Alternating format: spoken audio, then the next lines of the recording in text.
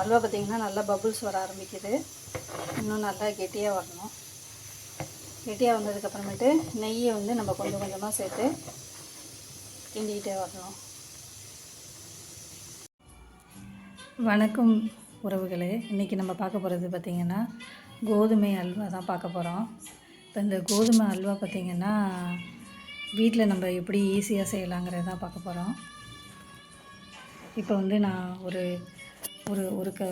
அரை கப்பு கோதுமை எடுத்து வச்சுருக்கிறேன். இது பார்த்திங்கன்னா நல்ல தண்ணி ஊற்றி முளை விட்ருக்குது பார்த்திங்களா. நல்லா அது மேலே கோதுமை வந்து மூழ்கிற அளவுக்கு தண்ணி ஊற்றி ஒரு நாள் ஃபுல்லாக நான் ஊற வச்சுருக்கிறேன். ஊற வச்ச உடனே பார்த்திங்கன்னா இந்த மாதிரி முளை வந்திருக்குது. நேற்று ஊற வச்சேன், இன்றைக்கி காலையில் பார்த்திங்கன்னா முளை விட்ருக்குது. அப்புறம் அந்த தண்ணியை அப்படியே வடிச்சிட்டு எடுத்து வச்சுருக்கிறேன். இந்த மாதிரி கோதுமையை வந்து ஒரு அரை கப்பு நான் வந்து ஒரு பெரிய கப்பில் எடுத்துருக்கிறேன். ஒரு அரை கப் தான் எடுத்திருக்கேன். இப்போ இதை அரைச்சி பால் எடுத்து எப்படி கோதுமையை செய்யலாங்கிறத பார்க்கலாம். இது பார்த்திங்கன்னா இப்போ இந்த கோதுமையை பார்த்திங்கன்னா அமுக்குன்னா பார்த்திங்களா எப்படி வருது. அப்போ இது வந்து நல்லா வந்து ஊறியிருக்குன்னு அர்த்தம். இது வந்து இப்போ கரெக்டாக இருக்கும். மாவு மாதிரி ஆயிடுச்சு பார்த்திங்களா. இப்போ வந்து இதில் வந்து பால் எடுத்தோம் அப்படின்னா நல்லா வரும். இங்கே பாருங்கள், இப்போ ஒரு கோதுமையாகும் பார்த்திங்கன்னா நல்லா ஊறியிருக்கு. அமுக்குனாவே சாஃப்டாக அமுங்குது. இந்த மாதிரி நம்ம ஊற வச்சு எடுத்துக்கலாம்.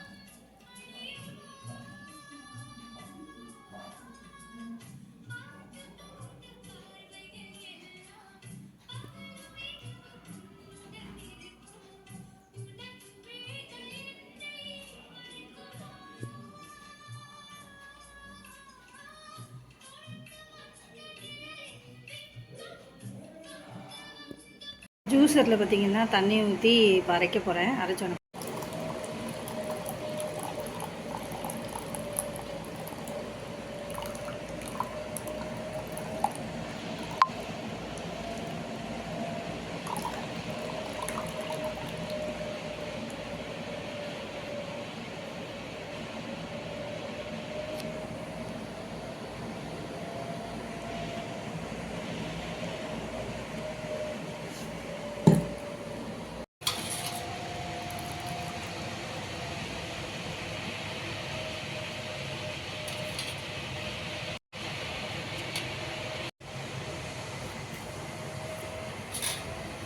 கோதுமை அல்வா செய்கிறதுக்கு பார்த்திங்கன்னா கடாய் வச்சு கடாய் சூடானதுக்கப்புறமேட்டு இந்த மாதிரி ஒரு சர்க்கரை அப்படியே சேர்த்துக்கோங்க.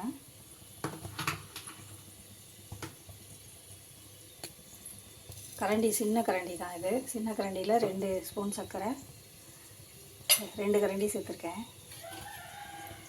2 கரண்டி சேர்த்து அதை அப்படியே ப்ரௌனாக வர வரைக்கும் நம்ம வறுக்கணும். இந்த மாதிரி சர்க்கரை நல்லா உருகி இந்த கலர் வரணும். இன்னும் கொஞ்சம் டார்க்கு கலர் வந்ததுக்கப்புறமேட்டு ஆஃப் பண்ணிடணும். இது வந்து நான் கிண்டிக்கிட்டே இருக்கணும், இல்லாட்டி கிஞ்சி போயிடும். இதுதான் வந்து இந்த அல்வாவுக்கு கலர் கொடுக்குறது.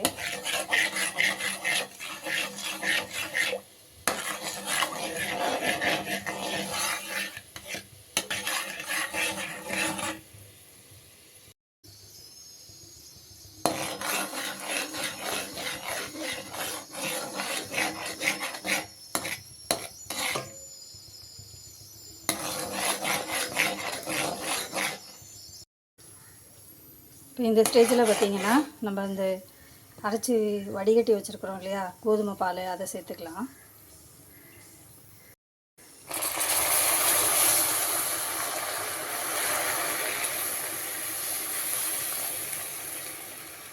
இந்த ஸ்டேஜில் நீங்கள் எதுவுமே கிளறவே வேணாம். அந்த பால் ஊற்றின பால் பார்த்திங்கன்னா நல்லா வந்து கொதிக்கணும். கொதித்ததுக்கப்புறமேட்டு தான் நம்ம மிக்ஸ் பண்ணணும்.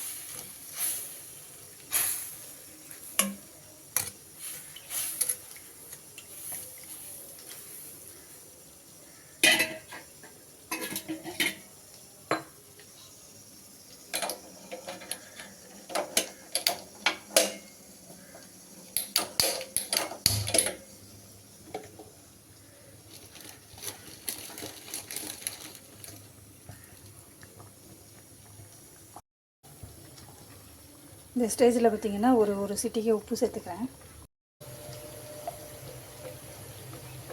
இப்போ வந்து நல்லா கிளறிக்கங்க. நல்லா கிளறிட்டு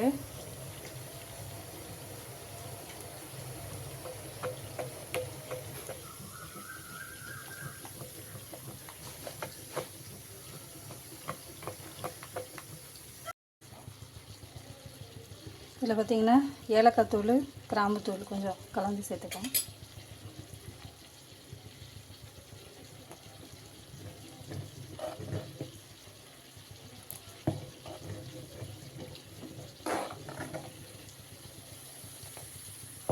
இப்போ கொஞ்சம் கொஞ்சமாக சர்க்கரையை போட்டு கலக்கிட்டே வரணும்.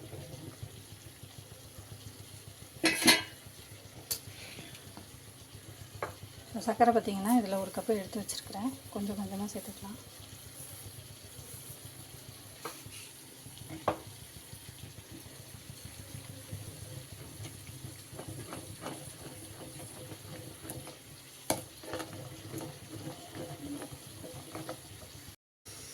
இப்போ இந்த ஸ்டேஜில் பார்த்திங்கன்னா மீதி வச்சுருக்கிற சர்க்கரையை சேர்த்து கலந்துக்கலாம்.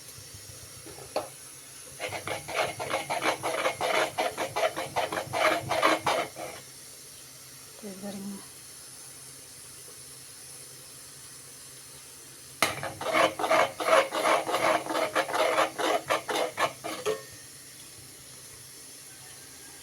அடுத்தது லெமன் ஜூஸ் பார்த்திங்கன்னா ஒரு 2 சொட்டு மட்டும் ஊற்றிக்கலாம். அல்வா பார்த்திங்கன்னா நல்லா பபுள்ஸ் வர ஆரம்பிக்குது. இன்னும் நல்லா கெட்டியாக வரணும். கெட்டியாக வந்ததுக்கப்புறமேட்டு நெய்யை வந்து நம்ம கொஞ்சம் கொஞ்சமாக சேர்த்து கிண்டிக்கிட்டே வரணும்.